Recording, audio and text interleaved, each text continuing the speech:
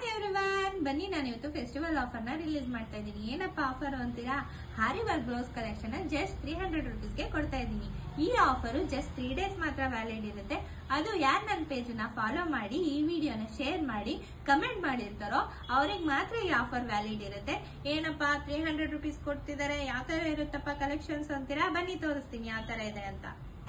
ನೋಡಿ, ಇದು both sides ಈ ತರ ಗ್ರ್ಯಾಂಡ್ ಆಗಿ ಸ್ಲೀವ್ ಬರುತ್ತೆ. ಸ್ಟಿಚ್ ಮಾಡ್ಕೊಂಡ್ಮೇಲೆ ರಿಚ್ ಲುಕ್ ಕೊಡುತ್ತೆ.